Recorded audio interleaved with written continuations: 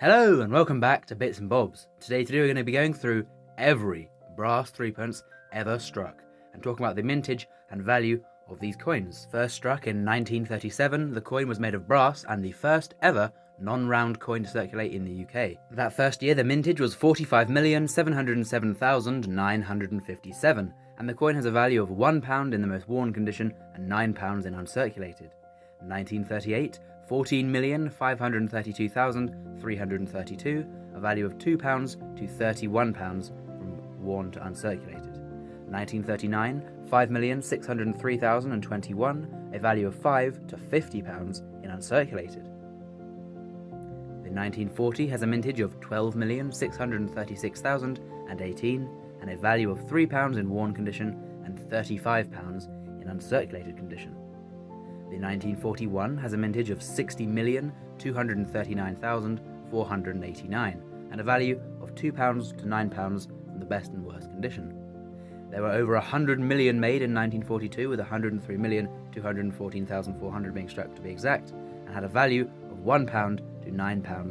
Another big mintage in 1943, with 101,702,400 being struck and having a value now of £2 to £9 in the worst and best condition. In 1944, 69,760,000 were made, and this coin has a value of £2 to £10 today to collectors. In 1945, there were 33,942,466 struck, and the coin has a value of £3 to £20 in the range of quality. And 1946 is a very scarce year, only 620,734 were struck, and the coin has a value of £10 in worn condition and £675 in uncirculated. 1947 was the first year and only year none were made. And in 1948 they resumed, with 4,230,400 being struck, with a value now of £7 to £55.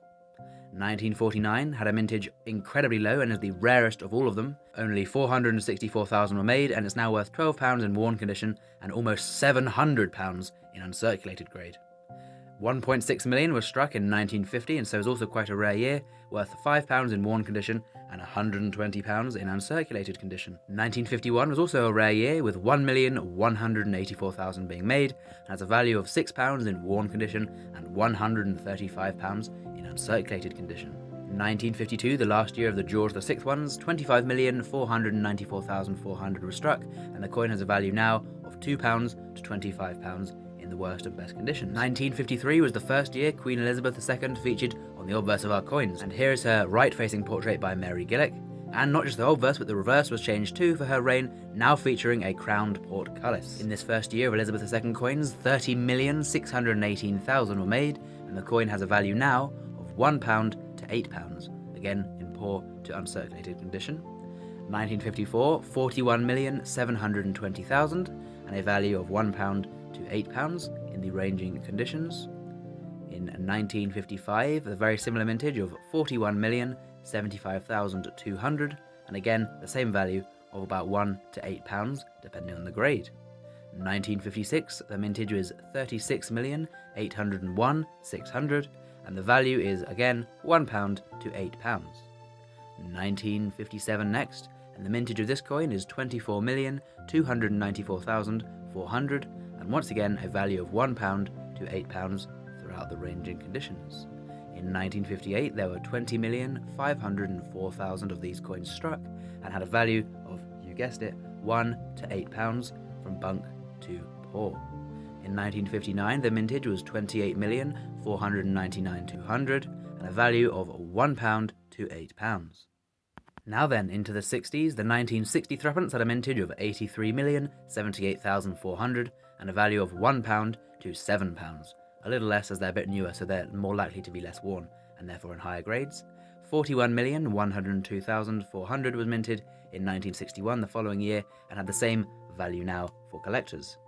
In 1962, 51,545,600 were made, and now the coins are worth £1 to £6 throughout their ranging conditions and quality.